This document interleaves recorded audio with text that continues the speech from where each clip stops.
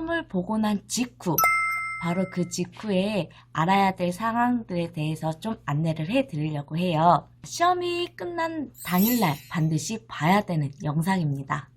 시험을 보고 난 후에는 모든 문제의 답을 좀 잊으시는 게 좋습니다. 집에 오자마자 많은 선생님들이 가채점을 하실 거예요.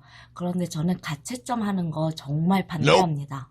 내가 시험을 잘 봤어. 정말 모든 답안이 완벽해. 이러면 가채점 할 필요가 없으시겠죠. 대부분 가채점을 한다는 건 내가 이 답이 맞나? 이 답 하나로 인해서 내가 1차 탈락이 결정되는 그런 간당간당한 선생님이 좀 불안한 마음에 가채점을 하실 거예요. 그리고 가채점을 해야 내가 2차 준비를 할까 말까 이렇게 고민을 하기도 하잖아요. 한마음으로 모이는 카페에 모여가지고 이 답 맞아요? 저 이렇게 썼는데 맞을까요? 틀릴까요? 이렇게 분명히 고민하시고 글을 올리실 텐데 아무런 도움이 되지 않아요. 그냥 내 불안 요소만 커지고 걱정거리만 늘어납니다. 그러니까 시험장을 나오는 그 순간 시험에 대한 생각 완전히 잊으시고 답안도 그냥 머릿속에서 지우세요. 저도 시험장을 나오는 그 순간에 정말 머릿속에 많은 생각이 들었어요. 이 답이 맞았나? 아, 그때 곱하기 100을 했어야 됐나? 막 이러면서 정말 이게 맞나 틀리나 이런 생각이 정말 많이 들었는데 그 문제를 확인하고 싶지만 가채점을 한 순간부터 마음이 굉장히 불안해질 것 같더라고요. 답안지도 다 낸 상황이면 내가 내 손으로 할 수 있는 상황이 아무것도 없는 거예요.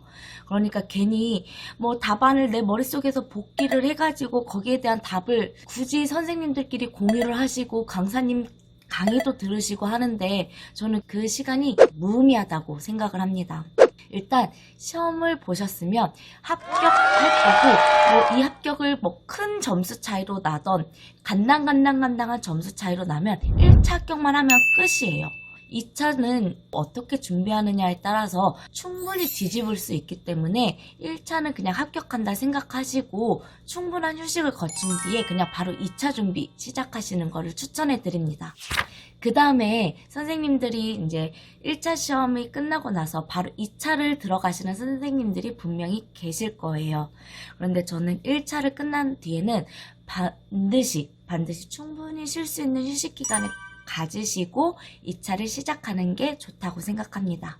2차는 1차와 확연하게 좀 다른 시험이에요.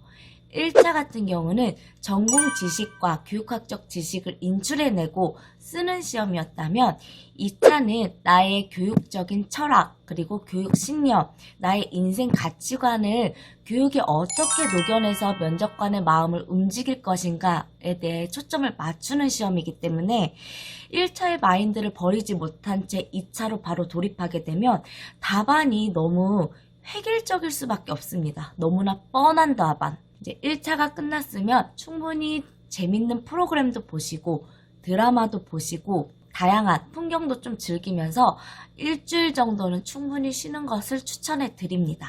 그 다음에는 이제 선생님들께서 2차 준비를 돌입하시려고 많은 정보를 수집하실 거예요. 그럼 대부분이 쉬는 기간에는 그냥 뭐 마음 편히 EBS, 학교란 무엇인가 이런 거 보세요. 그리고 우리 아이의 교육 뭐 이런 거에 관련된 영상, 방송 이런 거를 접하라고 많이 안내를 하시는데 뭐 EBS, 학교란 무엇인가 이거를 보라고 정말 많이 추천을 해주시거든요.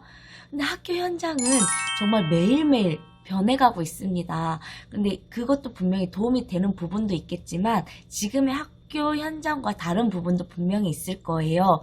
근데 그 영상을 보면 EBS에서 제작한 거기 때문에 멘트와 거기에 나오는 상황들이 정말 머릿속에 각인이 되는 것 같아요.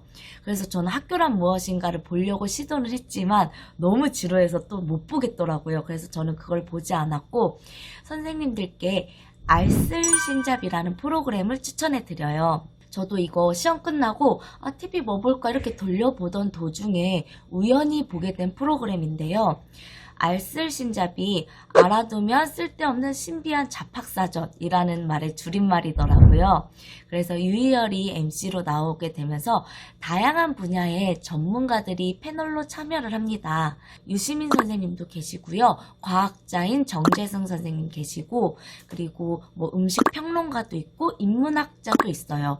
그렇게 다양한 분야의 구성원들이 모여서 국내 곳곳을 여행하면서 자신들이 본 유적지나 자연 풍경에 대해서 정말 다양한 방면으로 이야기를 나눠요. 근데 정말 그게 도움이 정말 많이 돼요.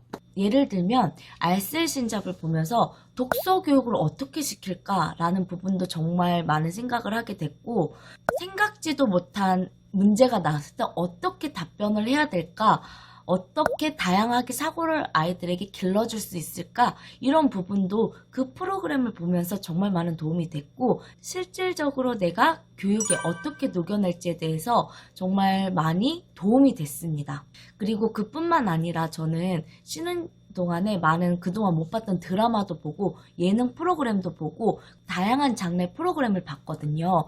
그런데 거기에 정말 많은 도움되는 것들이 정말 많아요. 획일화된 답안을 구성하지 않는데 정말 큰 도움이 됐습니다. 그러니까 선생님들도 꼭 교육적 관련된 컨텐츠만 보지 마시고 다양한 컨텐츠를 접하시면서 그 컨텐츠 속에서 내가 교육에 녹여낼 게 무엇이 있을까라는 걸 좀 생각하시면서 휴식을 좀 즐겼으면 좋겠습니다. 이제 선생님들께서는 스터디원을 모집하실 거예요. 교과, 비교과 이렇게 나눠서 모집을 하는데, 교과 선생님들이라면 반드시 비교과 선생님들과 같이 해보시는 걸 추천해 드립니다. 비교과 선생님들은 면접이 100%예요. 수업 실현을 하지 않습니다. 비교과 선생님들의 그런 교과목 영역들, 보건, 영양, 사서, 상담 이런 것들이 면접의 중요한 요소들을 정말 많이 가지고 있어요.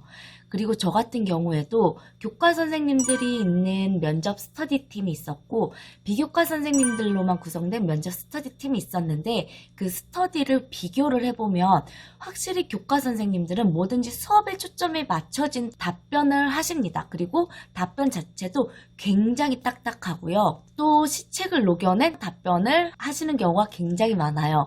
근데 비교과 선생님들 같은 경우는 학생의 정신적 측면, 정서적 측면까지 고려한 다양한 정말 넓은 측면으로 답변을 구성해내기 때문에 정말 배울 수 있는 요소들이 각각 다릅니다.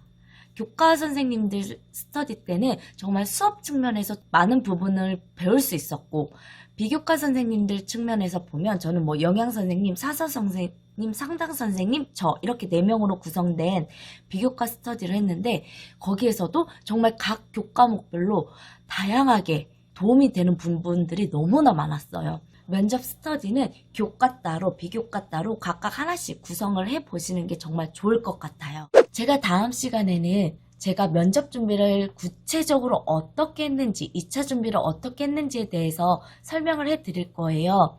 저 같은 경우는 이제 2차에서 뒤집었던 케이스라서 선생님들께 노하우들을 아낌없이 전달해 드리도록 하겠습니다. 그러니까 선생님들 시험 보느라 너무 수고하셨고요. 1차 시험에 대해서 다 잊으시고 다양한 TV 프로그램 그리고 다양한 문화생활 즐기시면서 2차 준비 전까지 충분한 휴식을 취하시기 바랍니다. 너무 고생하셨습니다, 선생님. 그럼 다음 시간에 면접 노하우에 대해서 알려드릴 테니 좋아요와 구독 많이 부탁드립니다. 그럼 안녕.